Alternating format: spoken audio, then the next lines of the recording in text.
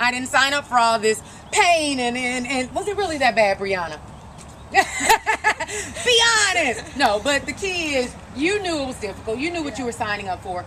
Were you intimidated when you saw adults leave and say, I'm not doing this, this is too difficult? Did you question yourself and wonder if you could really complete the whole 4 weeks? At first I did, but then after a while I kind of saw that I was a lot stronger than most people, and so it started to motivate me.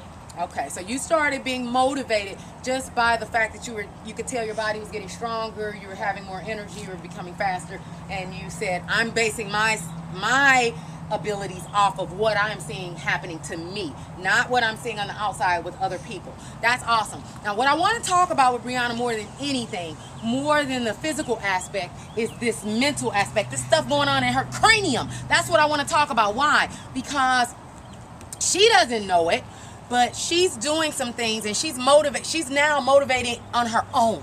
She only had me for that one little small duration, and at that point, after that, she started school and she continued to become self-motivated on her own and continued to make positive changes in her life on her own. All I did was light the fire under her, and now she has this huge furnace burning. And at the end of this video, you guys will see her before and after picture. Amazing. She looks incredible. So she's already setting off on the right course while you're in high school, right? You just started high school, and even going into college, she's going to be on the right track, and that is phenomenal. So I'm so honored to be the person that just kind of helped catapult her in that area. Now, what I want to know is, and this is important, sometimes with your mom at home, she may not be motivated on certain occasions. She may say, Brianna, it's been a long day. I just picked you up from practice. Do you want to go out to eat? And, you know, what do you say when she asks you something like that? When she asks me something like that, I say, like, let's go to Panera because they have good salads. Or just any place really that I know has a good healthy choice, because I like having the healthy choice. And I know that, like, I don't have to always eat at home, that there is good stuff for me to eat out, so I don't really say no. Now, what about your peers at school? Do you see them constantly eating junk food and constantly eating high fat, high salt, high sugar, high processed food? If you do see that, how does that affect you and your decisions? Sometimes I'm a little tempted to, like, take a bite out of one of their cookies or something, but usually I don't, and if they ever do have an extra cookie, I'll take it, and I won't really feel bad about it because I know I'm still doing good. Absolutely, absolutely. You're still working out. Now, one thing that your mom told me when you first completed our program, which was awesome, she said that it gave you the confidence to start doing sports in school, and at first you were intimidated by that. Tell me a little bit about that. At first I was scared I wouldn't be really good enough, but then I actually tried out for the team, and I actually made it. And you made it! You made it! That's what I'm talking about. Which team was it?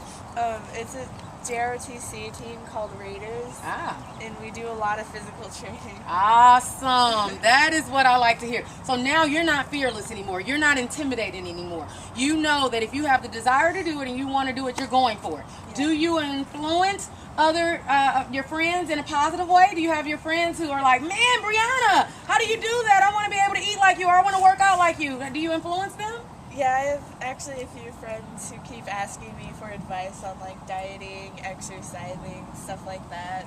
Look at this. This girl goes from just, like, not even being interested in any of this stuff to now she's like the class counselor. She just, they appointed her the nutritionist of the school and the fitness expert. So look at that. You are really motivating people in a positive way. What is the hardest thing about this whole thing? What is the hardest thing for you? That's a tough one. I would say motivation, but like even when my motivation is low, I'll still do it because I just feel like I have to. Because when I don't work out, I feel like I wasted a day, that like I don't have enough energy. So I usually do try to work out as much as I can, and I guess that makes sense. Yeah. You're saying basically when you don't do it, if you're not motivated that particular day, you all of a sudden you start to realize that, hey, I'm not feeling as good as I do when I do it. So that alone is what motivated you in the beginning, and that's still continuing to motivate you.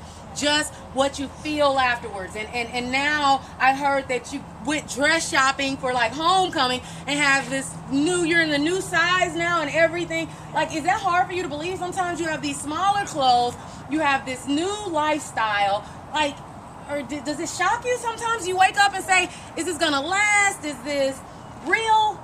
Yeah, I do actually. Every day I'm like surprised when I put my pants up and they get baggy. It's a great feeling. Yes, it really is a great feeling, and you're a positive influence. One thing, guys, I have to let you know about teenagers, and this is why it just really blesses my heart, is the fact that their mindset, when they don't think themselves out of stuff, they don't talk themselves out of stuff. When they get the right information and it's a motivating factor for them, and they act on that information, they're sold. They're sold. She doesn't need me to call her and motivate her every week. She doesn't need me to call and say, hey, Brianna, you're going to do it. She doesn't need any outside motivation anymore, because now she's self-motivated. And that's the point you want to get to. You want to learn from this teenager. How old are you now? 14, I'll be 15 in October. 14, and she'll be 15 in October. Adults, do you all do that? Do you say, I'm 28, I'll be 29 next month. I'm 30, I'll be 31 next month. I'm 50, I'll be 51 next. Do you all do that? Look at that. That's something you can learn from them too. She's excited about growing and getting older and learning more and becoming wiser. And that's the key, guys. You have to realize that this can be a fun experience if you decide to set your mind to do it. If you decide to embrace it and just do it and not think about it, just act on it. That's the key. She is not saying every day she wants to. She's saying she's doing it in spite of what she feels like that day. So until next time, high five again for Bree. We'll keep you posted on her progress. R3 for life. 2